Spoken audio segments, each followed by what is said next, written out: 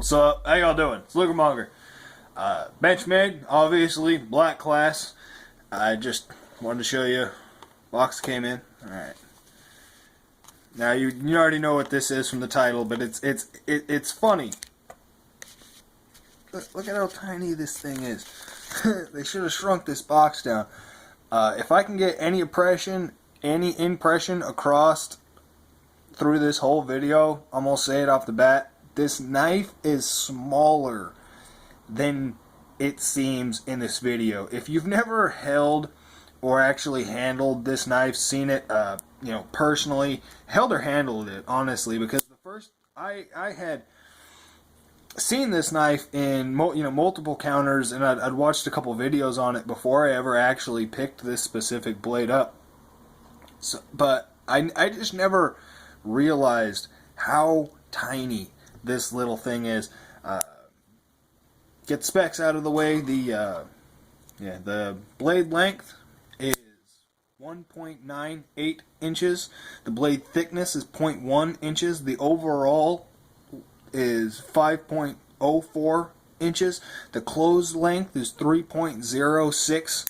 The weight is 2.1 ounces, so it's very light. The handle thickness is 0.35 inches, so it's really thin as well. The MSRP for this model, which is the two-tone satin finish stone wash and striations that's so famous from Benchmade, it's $165, and then they have a black coated model, which honestly is a great looking knife as well. I'm just a big fan of satin finished blades, but as far as coated blades go, the Impel here it really looks fantastic with a black coating. I might actually pick one of those up as well. Excuse me, but the MSRP of that is $180. So it's actually a little bit more. It's normally $10 more from Benchmade. This particular knife here, it's $15 more. I'm not exactly sure why they did that. It is I'm not too savvy with automatic knives, so I'm not honestly sure the specific locking mechanisms, the terminology for the different type of locking mechanisms in automatic knives. I'm just going to call this a barrel lock. And it's just a little push button. It's got a safety activated right underneath, so you can't even hear it. It's very, very sensitive safety, but at the same time it's in a fantastic location, because when it is engaged, it does lock you out of the knife. I mean, you can't get into the knife, but when it's distant, see, I don't even know where it's at, man. I can't tell looking through the viewfinder. You can hear it, and it does work very, very well. It's very easy to disengage. What I really do like about it is the fact that you don't have to move your finger. I can actually disengage the lock and deploy the knife all with the same thumb in the same position. So I never actually have to move my thumb anywhere around this knife. That's really nice. That leads to a sort of tactical aspect, which is actually what this is advertised as. This is advertised as a gentleman's tactical knife, which I find that hilarious. S30V steel, I don't think I mentioned that, but it's a gentleman's tactical folder. Can you do that? Lurch design, you can see there. I love how it just says Lurch on the side. I really like his logo on this knife because it's such a little tiny knife that says Lurch on the side. This knife has a fantastic name. Whoever named this knife is just a genius. The name of this knife is the Impel, right? And I didn't honestly know what that word meant. The only real reference I had, I was taking like Vlad the Impaler, and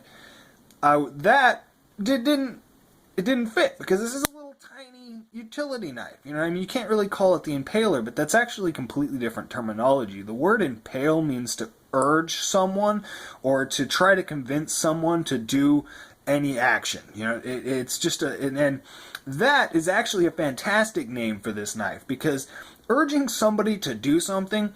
I live in California, and you can't carry an automatic knife concealed, well, actually just at all, in the state of California that has a blade length of over 2 inches. This has a blade length of 1.98 inches, which is just fantastic, because if you have if you've been impelled to buy an automatic knife and to carry an automatic knife, but it's not legal, buy this, the Impel. It's just a fantastic. Whoever named that, fantastic. This obviously wasn't designed for specific use in California. It's just designed as a small folder, but they hit the size just completely right. The aluminum construction. One thing that would have just made this knife, it would have probably increased the price significantly, but it would have made it just so much cooler as if it had been one-piece billet construction. If this had been a solid piece of aluminum all the way around, I would have just fallen in love with this knife. You can notice here the actual spacers are separate pieces. This is not two pieces of aluminum. It's actually four pieces of aluminum. I don't know if it's going to come across on camera, but if you get it into the right light, there is a seam between the spacer here, that bushing spacer or whatever, and the actual liners themselves. So it is sandwich construction around those spacers. So I don't know if they're welded on there. I don't know if they're pinned on there. I do suspect that it's been bonded somehow, bonded or welded, because if you look on the interior of the knife, you don't actually see anywhere for screws to go. The finishing on the inside of the knife is nice. I really like the ergonomics. I love the way it looks. The aluminum is finished very well. There's no real dings. There's no big scratches. The only imperfection on this knife that I can find is, I don't know if you can see right there in the G10 scale, just that little, there's a little cutout right there that's not on this side. That's actually the only imperfection I can find on this entire knife. I've looked at the seam on this overlay here for the G10. It's just fantastic all the way around. But the screws, I don't understand. They used the wrong size screws. You see that? It's not a problem. There is a good. I was trying to disengage the lock like it was a liner lock. But it doesn't have a problem. It doesn't actually intersect with the blade. You can see that in there, but it does. It's kind of, it just takes away from a little bit of that aesthetic coolness that you've got screws sticking out on the interior. With that, the design of this knife with the screw sticking out, you can see that screw that they've used. It looks like a T6. I imagine Benchmade uses a lot of T6, but that little screw that's attached to holding the safety in, you can see, look at the tolerance between that and the actual blade when this blade is locked. The tolerance there is, I mean, it's negative. Like it's almost touching, but it's not, and the blade doesn't recess in any more than that. See, I can actually squeeze it in and it won't hit that little screw, but it comes so close. So the engineering of this knife is very impressive. This is actually the only knife this is my first automatic knife, which is really cool.